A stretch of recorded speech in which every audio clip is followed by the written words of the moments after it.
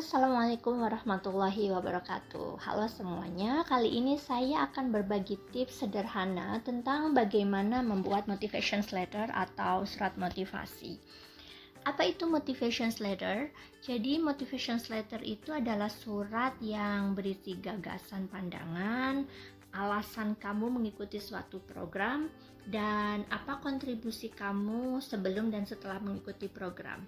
Jadi, selain berkas-berkas seperti ijazah, transkrip nilai, surat rekomendasi, dan berbagai piagam penghargaan, motivation letter juga menjadi salah satu elemen penting untuk memutuskan apakah kamu kandidat yang layak untuk lolos ke tahap selanjutnya atau tidak. Motivation letter itu memperlihatkan bagaimana kepribadian dan kemampuan kalian sehingga harus dipersiapkan sebaik mungkin. Nah, motivation letter itu biasanya digunakan untuk beberapa tujuan seperti mendaftar kuliah S1, S2 atau S3, kemudian mendaftar beasiswa, student exchange, short course, mendaftar kerja, atau untuk aplikasi-aplikasi yang lain. Oke, berikut ini saya akan memberikan tips sederhana bagaimana cara membuat motivation letter dari beberapa pengalaman saya. Sebelum menulis, ingat, tulislah dengan bijaksana dan jujur. Tidak terlalu mengada-ngada karena objektif ini nantinya yang akan ditanyakan kalau kalian lolos interview. Oke, lolos ke tahap interview. Tapi juga tidak terlalu merendahkan diri sih, malah kalian harus menunjukkan kelebihan yang kalian punya gitu. Nah, yang harus dilakukan ketika membuat objectives, pertama, baca dulu instruksi yang diminta. Baca perintahnya tentang apa saja yang harus kalian tulis.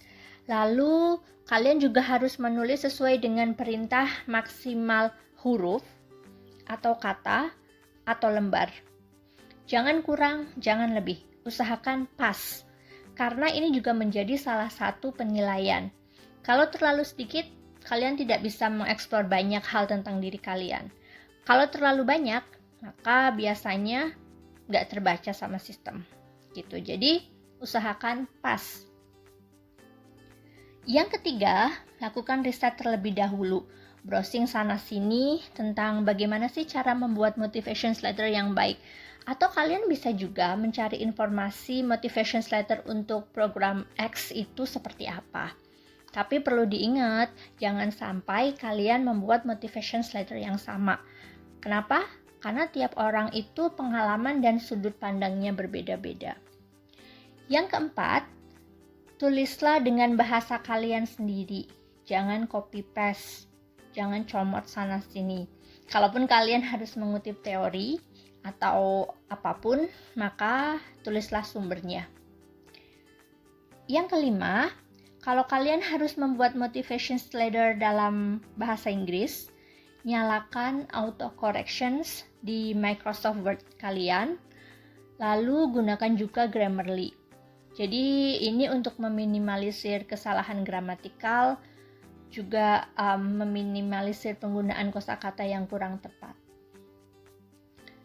Yang terakhir, dan ini penting juga, setelah selesai menulis, baca berulang-ulang, lalu mintalah teman untuk memberikan koreksi atau masukan tentang motivation letter yang sudah kita buat.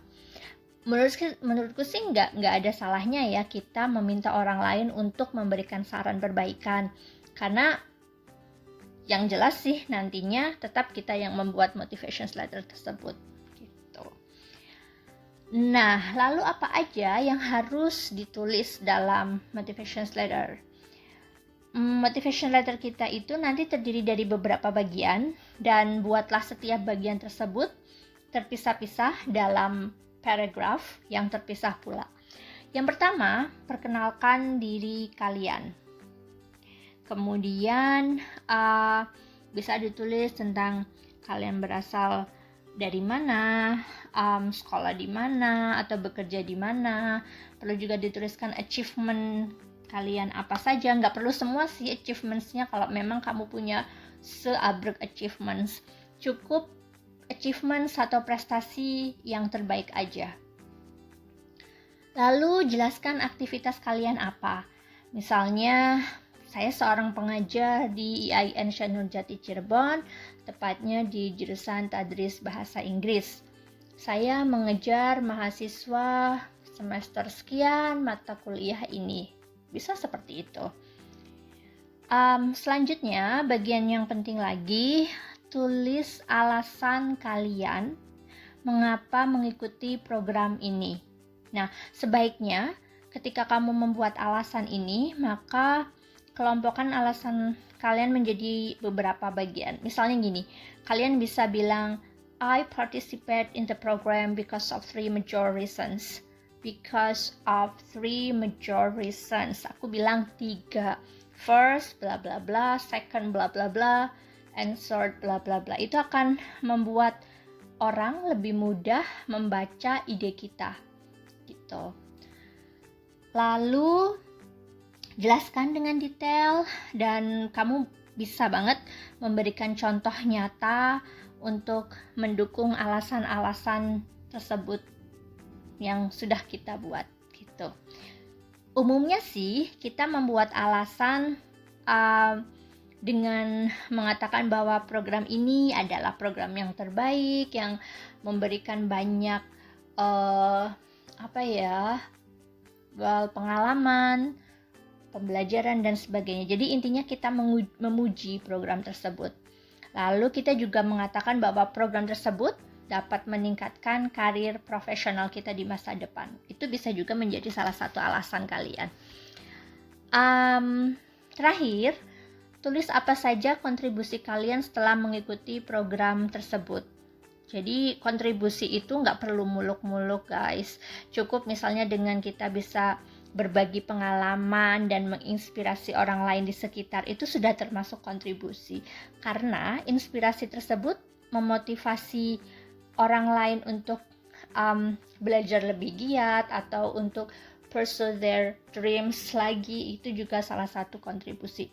Atau bisa juga dengan kalian bilang, dengan pengalaman dan ilmu baru dari program tersebut, kita akan membaginya dengan institusi tempat kita bekerja, sehingga mengembangkan institusi tersebut.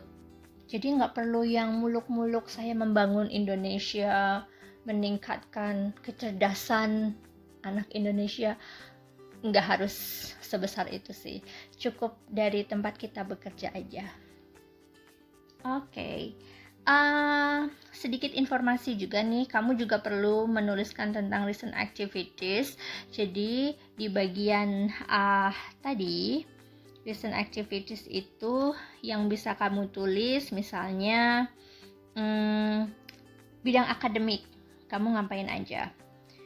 Kemudian di bidang sosial, kamu ngapain aja. Di bidang leadership, kamu ngapain aja. Jadi harus ada kombinasi kegiatan kita di bidang akademik, sosial, dan leadership. Karena kamu pinter banget, nggak ada sosialisnya, nggak ada leadershipnya, itu kurang. Nah, untuk bagian leadership ini juga nggak harus muluk-muluk juga sih guys. Nggak harus yang kamu menjadi ketua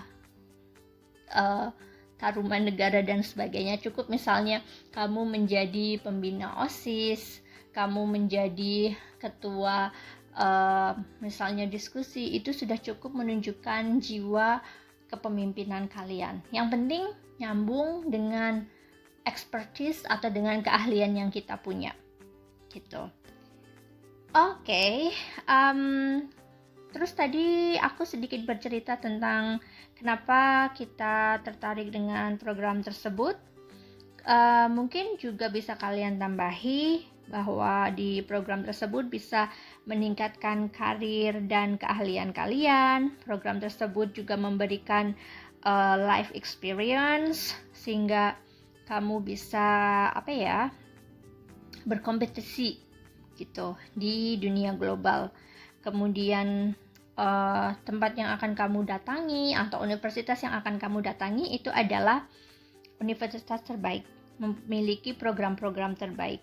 Dan akhirnya nanti kamu akan selesai program tersebut, kamu dapat banyak ilmu, banyak pengetahuan, pengalaman yang bisa kamu bagi ke masyarakat. Gitu. So, kontribusi kita again, nggak perlu muluk-muluk, cukup untuk kontribusi untuk diri kita sendiri, di bidang karir kita, kemudian keahlian kita, lalu untuk institusi tempat kita bekerja, perusahaan kita, untuk teman-teman kerja kita juga bisa, untuk society, misalnya kalian kalau misal pernah ikut kelas inspirasi, bisa, atau kalian menjadi remaja desa, itu juga salah satu kontribusi kita. Well, terakhir, buatlah final statement.